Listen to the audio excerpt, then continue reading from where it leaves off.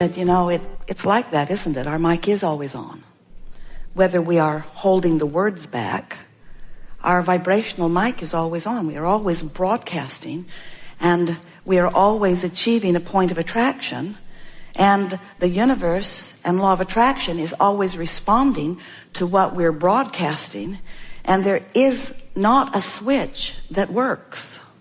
You can't just switch. Esther doesn't want us to show you her switch. We were going to, but she has some measure of control over us.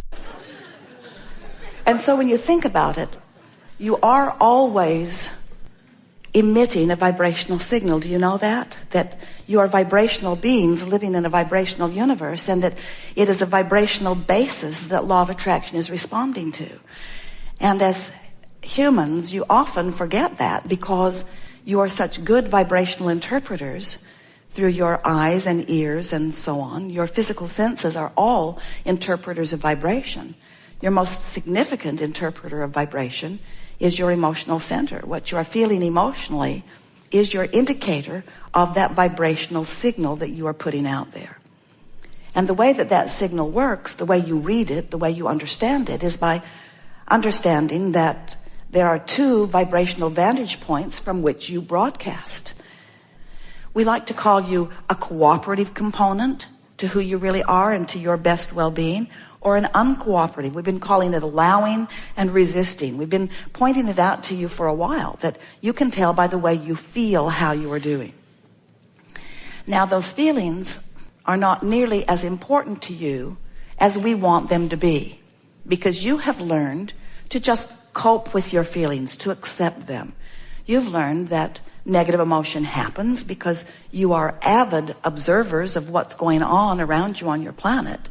And so as you are observing good things, you often have a good feeling response. And if you are observing what you consider to be bad things, you have a bad feeling response.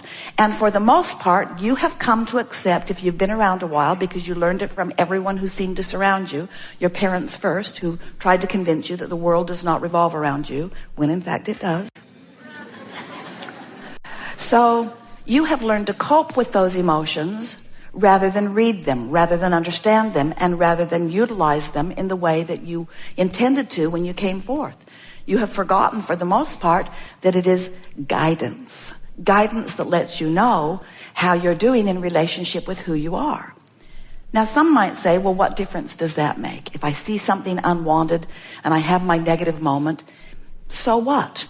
Bad stuff happens, and as I focus upon the bad stuff, isn't it natural that I would feel bad? We say, yes, of course, it's natural that when you focus upon things that you don't want, that you would feel bad. But we want you to understand what the greater ramifications of all that are. We want you to understand that, of course, you can't look at something unwanted and feel good. The question is, why would you look at something unwanted? And most of you would say, because it's there. Because it's there, because it's big, because it's compelling, because I can't help it. And that's where we have our strongest disagreement with you, because we know you can help it. You just have to want to, and you just have to understand that it's possible. And so it is our desire, as we are moving through the hours that we are together today, to remind you that you have control of your emotions. Now, many would say, how? And many more would say, why? Why would I want to control my emotions? And we say, because it's your in-the-moment life experience. We want to say, why would you not? Why would you not rather feel good than bad in any moment? And most of you would say, well, when you put it that way, of course we would rather feel good than bad. In fact, everything that anyone wants, no matter what it is, a material object, a pile of money, a relationship, an improved condition, everything that everyone wants is because they believe they would feel better in the having of it. No exception. So at very clear, deep levels, you understand that you want to feel good. You just don't yet know that you can always feel good. So we want to approach this emotion which is central to your moment-to-moment life. We want to approach it from a new framework today. Many times you come to these gatherings because you do want to gain control over your life experience. And if you've been listening to us for a while, you've been hearing us say, might want to give that control up. Because the control that most humans are trying to affect is control of conditions. If I could just control that condition, then when I look at it, I would have a good feeling, knee-jerk response to it. Because good conditions evoke good feelings from me, while bad conditions evoke bad feelings from me. So most humans are really going about it the hard way, the impossible way, trying to control conditions. We want you to realize that since everything that you want is because you think you will feel better in the having of it, we want you to realize with us here today that the primary manifestation that you are looking for, moment by moment by moment, what you're really trying to create, is an emotion right now that feels good. That's why you want to go to a movie that moves you, or to a movie that thrills you, or to a sporting event that makes you feel good. That's why you want to hang out with friends that are uplifting. It's why you want to go places that are inspiring. It's why you want to go on a vacation. It's why you want that new house. It's why you want to drive that car.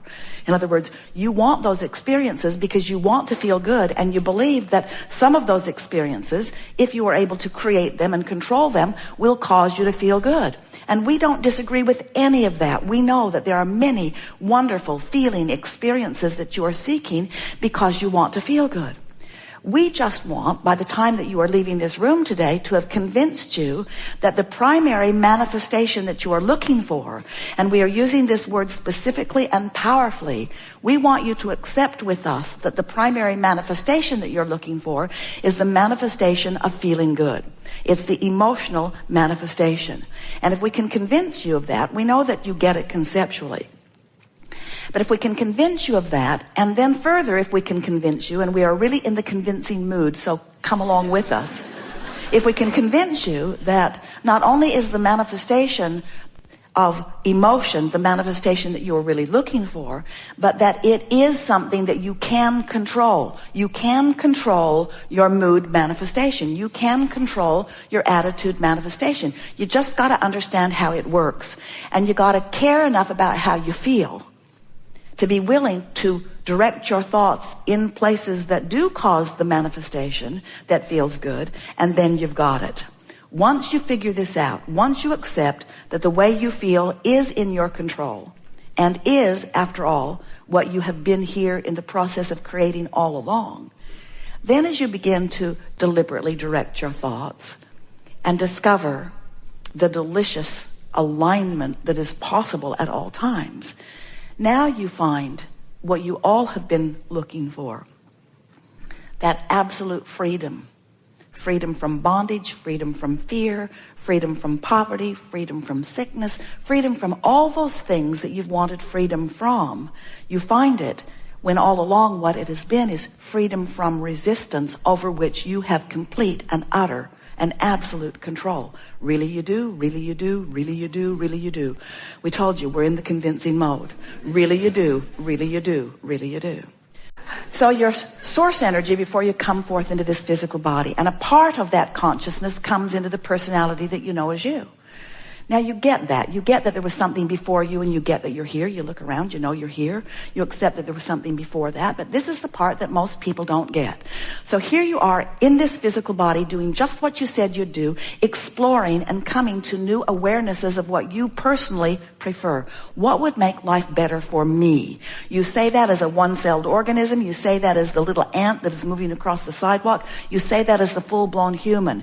This point of consciousness that I accept as me is having exposure to life which is causing me, no matter what that point of consciousness is, even if it's a cell in your magnificent body, causing me to know what I prefer, what would be an improvement for me. New desires born constantly at all levels of consciousness. That's what the evolution of all species is about. So this rocket of desire emanates from you. You don't even have to put words to it. Your mic is always on, and you are emanating these rockets of desire. And as this rocket of desire moves forward in terms of manifestation, the source energy part of you, who is always part of you, the source energy part of you receives that request and becomes it immediately. Becomes the vibrational equivalent of the improvement that your life has caused you to ask for. And that's the moment that you then have a responsibility to yourself, if you are a seeker of feeling good, to now keep up to speed with that new rocket that the inner being part of you has just embraced and become. Did you follow that? And so often, instead of being a vibrational match to the improvement that your life has just caused you to become, you are mostly standing in your awareness of what you don't want, holding yourself without meaning to, through your observation of what currently is manifested in vibrational resistance to the improvement that you've just asked for. And that is the basis of all emotion. If you don't have enough money, you ask for more, and the larger part of you becomes more prosperous. But if you keep beating the drum of not having enough money, you continue to deprive yourself of the improved financial condition that you've already set into motion. Now, does this make sense to you? Do you understand that vibrationally there is a part of you that you keep setting a new standard? You keep raising the bar. You keep finding a new vibrational set point. And that if you don't keep up with it, then the crevasse or the gap between who you consistently are through your attitudes, through your habit of thought, through the friends you hang out with, through the blogs you read. In other words, you're constantly expanding. The question is, are you keeping up with the expansion? And if you're feeling great, if you're emotionally happy, if you're tuned in, if you're turned on to life, if you're flying high, if you're full of exhilaration, if you feel passion and love and appreciation often, if you are in that tuned in, tapped in, turned on attitude much of your life experience, then that means you're keeping up to speed, you're keeping up to speed, you're keeping up to speed. It means you're thriving on all fronts. But if you're grumpy, if you're cranky, if you're guarded, if you're fearful, if you are not feeling good, then that means that you're expanding vibrationally, but you're not doing a very good job of keeping up with your own expansion, which means you're creating a tension within you that doesn't feel good. So when we say to you, your emotion is your primary manifestation that you're reaching for, most people say, give me the new house, give me the new car, give me the improved body, give me the financial abundance that I'm looking for. Give me the means to travel the world and do what I want. Give me the means to quit that job I've got and leave behind that ornery employer that I've got. Give me the means to walk away from anything and everything that I don't want, and then I'll be happy. And we say, it doesn't work that way. That's backwards. You've got to find the happy place first. And humans say, you find the happy place. You be happy under these conditions. You live with what I've got going on and you be happy. And we say, we are. We are living with what you've got going on and we are happy. And the only reason that you ever feel unhappy is because you're not up to speed with that which we are. That is the basis of unhappiness.